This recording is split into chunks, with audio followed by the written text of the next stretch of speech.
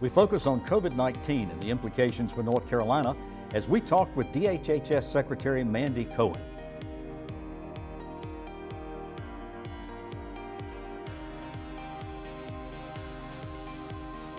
Secretary Cohen, thank you for taking time to talk with us again. It's been a very busy week. When we talked last week, last Wednesday as a matter of fact, there were 7 known cases. The latest reporting I had was a week later, 65. If you plot this on a graph, it shows a very sharp spike. Is this surprising to you, and where are we on that graph line? Well, good to talk to you again, and thank you for getting out good information to folks. I think having really good information, because it is changing so fast, is really important here. And yes, so as we expected, we are seeing more cases climb here in North Carolina. As we are sitting here today on March 18th, with all of those 60 some odd cases, we can actually trace those back to a known contact or a travel exposure, which means by technical definition, we do not have community spread here in North Carolina. However, I think folks know that we have taken some very aggressive and made some very hard decisions about how we can protect the folks here in North Carolina. So while we do not have lab documented community spread, we are operating as if the virus is out in the community, and then we need to be protected. Why is it there's some counties that have no known subscribed coronavirus victims, and there are several that just seem to have concentrations? Sure. Well, we expect that to change over time as we are seeing that it started in just a few states here in the United States and then moved to other states. I think we'll see the same. It starts in a few counties here in North Carolina, and we expect it to move because viruses move. And that is why we've taken the unprecedented steps that we've done in terms of prohibiting gatherings over 100, closing our public schools, and now as of yesterday, closing bars and moving restaurants to takeout only. I mean, those are unprecedented and agonizingly hard decisions to make, but we did them to slow the spread of the virus. We are happy to see that we don't have cases in some places. I expect to see more just because we know that there is a lag between what we are seeing in terms of positive cases and what we think is going on. And so we wanted to get ahead of what we're seeing happening in the state of Washington or in the state of New York or in Massachusetts so that we can be best prepared here in North Carolina. And my goal is to see the virus slowly spread so that too many people don't get sick all at once. Too fast. Right, and so that we protect our medical access so people can get access to medical care when they need it. So we don't want to have everyone get sick at the same time, and that's why we're working so hard. In talking to people over this past week, many of whom really appreciated the information that you gave us last week, there's still a lot of them telling me, oh, this whole situation's overblown, it's not as serious as this.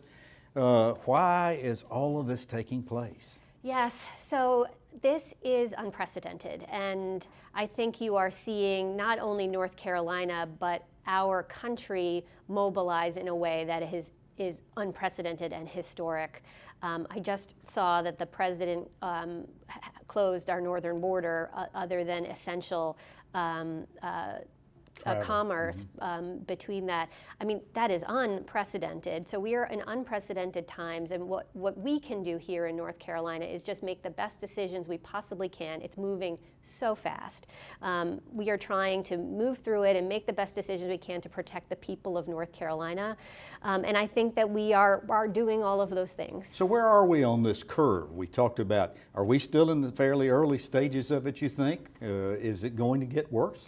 We are in the early stages of this. So I think what I want to communicate to folks today is that I do think that this is going to be something we're going to need to be looking at for over the long term. We are in a phase that is still what I would call containment, where we're trying to contain the virus, where we don't see it spread widely into the community, and that's a good thing, but we need, that is a very aggressive posture to be in containment. And so I do expect to see more virus here around North Carolina, and we may have to step up and do additional things. What I would say, though, is the virus is going to be circulating with us until we have a vaccine. I think we all know that. And folks who are working on vaccines have told us we are probably at least a year away from mass production of a vaccine.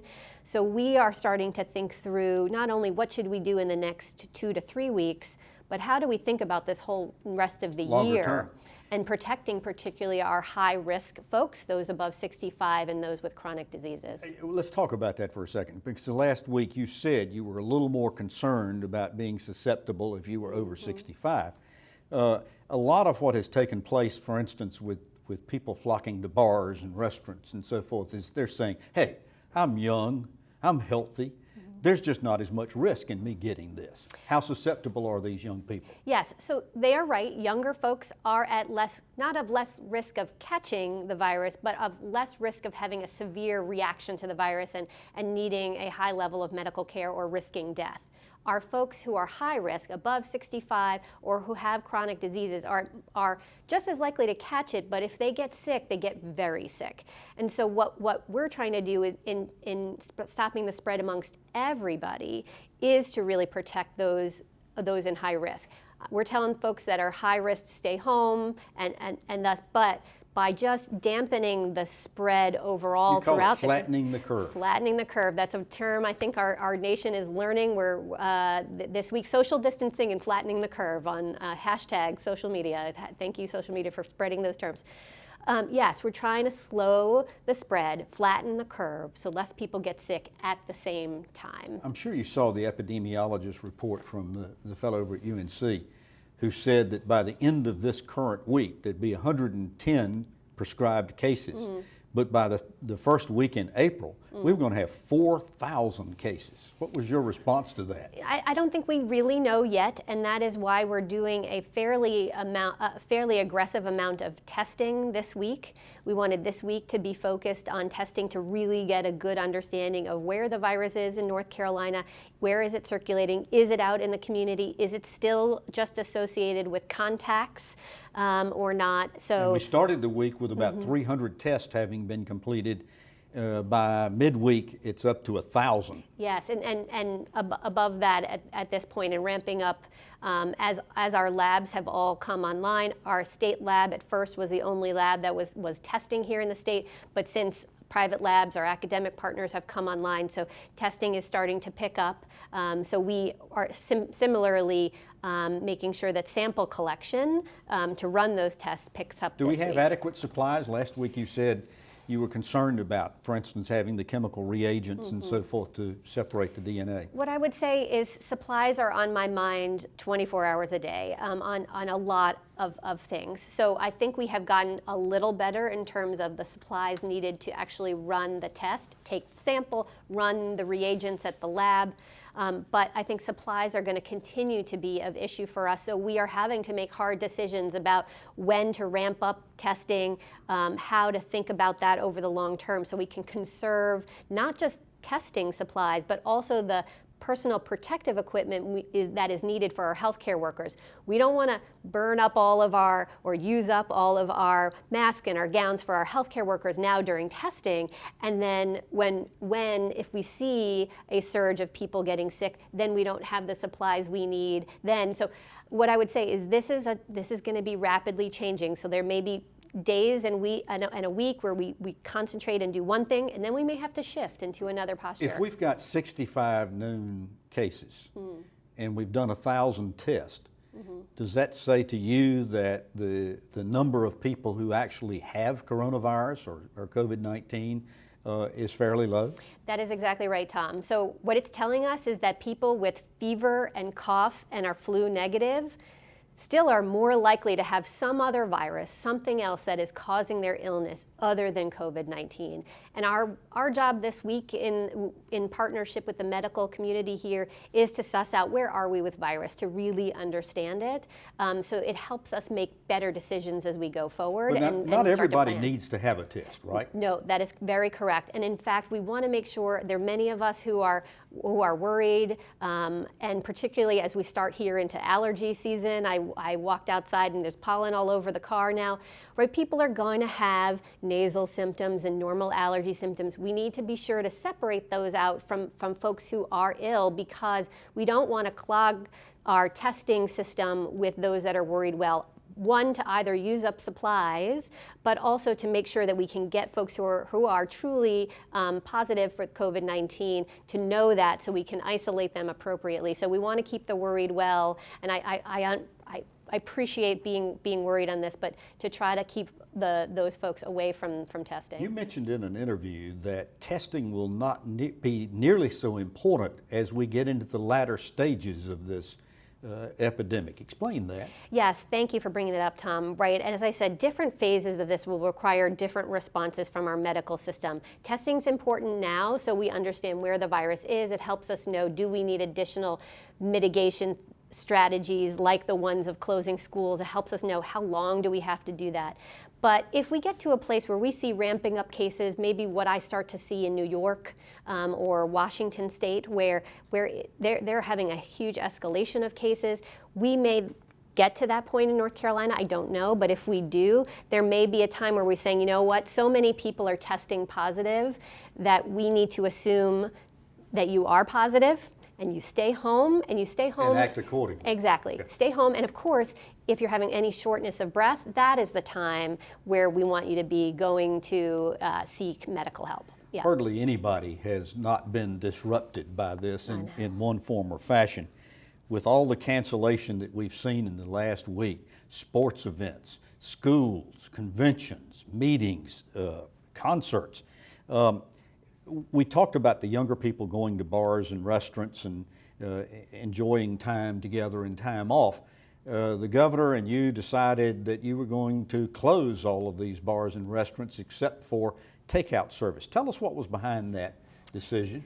Yes, so I mean, these are agonizingly hard decisions. I don't want anyone to think it's not without incredible amount of thought and understanding that there are downsides at every turn here. These are hard decisions, whether it was to close the schools and to think about kids in terms of ongoing learning, access to nutrition, and then frankly just having the child care that is needed for not only our healthcare workers, but we're going to have to keep open our groceries and our pharmacies, and I'll need folks to work there too. And so we recognize there are people on the front lines of this that are going to need child care. So those are agonizing decisions. But there was some pushback to this decision to close the restaurants and bars, and some of it may be ascribed to be political, but respond to why you felt like this was an imperative decision right now. Yes, so restaurants and bars obviously was a big step forward, and we know that it has real consequences for families who that is their income, and so that was a really big decision for us. But as we look around the world and around this country to see the high escalation of virus with folks that congregate together in larger groups, we just did not feel that we could allow us to have those risks out there. Need more of the separation. I was interested in watching one of the news shows in the last couple of days, a restaurant owner from New York, and of course they've closed all the restaurants and bars up there. Yeah. And he said that this decision was going to drive his company into bankruptcy. But he said he supported it because of wanting to take care of the safety of his employees as well as his customers. Yeah. And then he said something that just resonated with me that I've been thinking about ever since. He said, this is our World War II moment for this generation.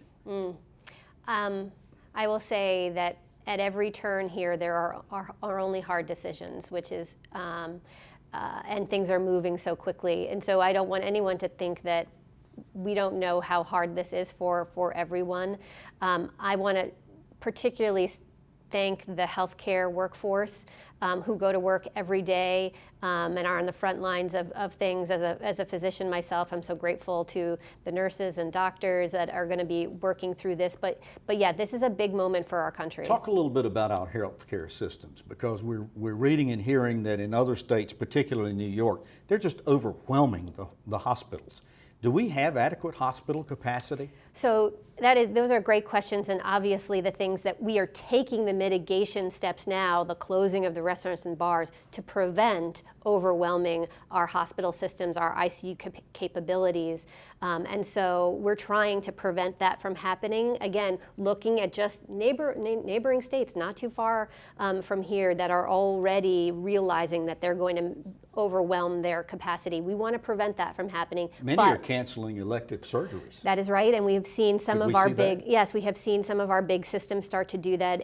Atrium, Wake Baptist, and Novant yesterday announced that they're going to be trimming down on elective surgeries starting today or tomorrow. I applaud that. I think we need to conserve medical resources starting right now. It starts with supplies, but also we want to make sure that we're ready for that surge.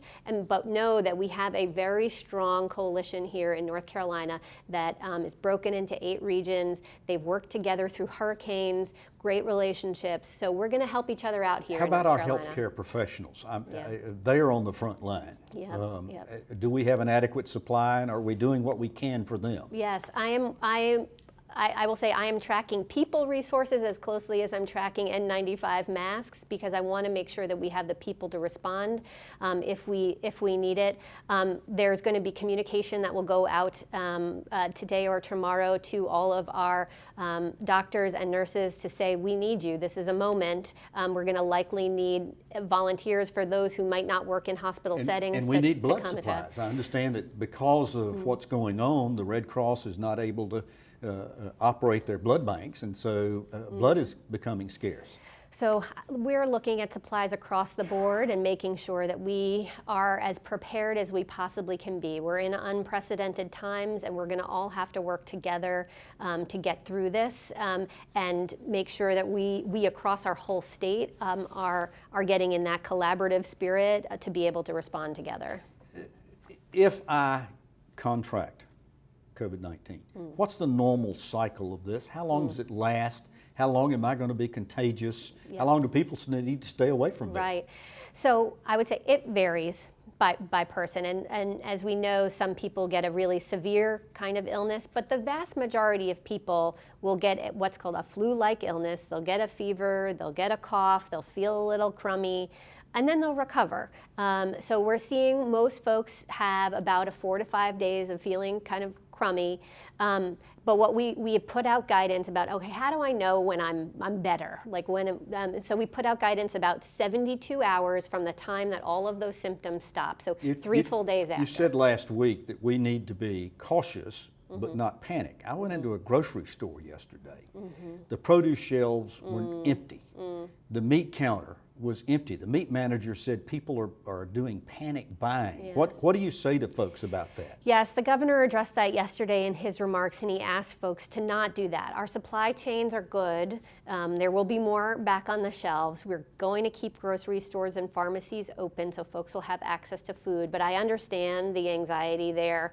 And so what I would say, please use your best judgment with folks, because not everyone can buy extra food all at the same time, and we need to really be looking out for each other. North Carolina is a state of people that cares, as you have found out. How do I go about helping others in this crisis? Yes, so one is obviously staying attuned to all of the changing details and try to adhere to the recommendations as much as possible. If you are at high risk, make sure that you are doing what you need to protect yourself and others. So that's first, is like say the recommendations. Then think about others in your community. There may be some who need childcare right now. Are you able as a friend to do that? There may be some folks who are self-isolating that can't get out to a grocery store. Can you go grocery shopping for them?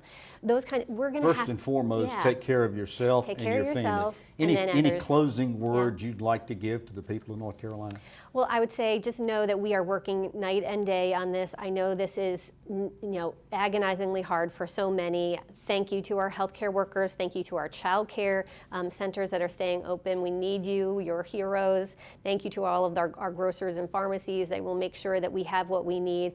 And to all of those businesses that are impacted, that we hear you. I know this is major, but thank you for helping us protect the state. Well, on behalf of the citizens of North Carolina, we thank you and the governor and Mike Sprayberry and Betsy Tilson and the whole team for what you're doing. We're very lucky to have a great team. Thank you, Tom, for the time.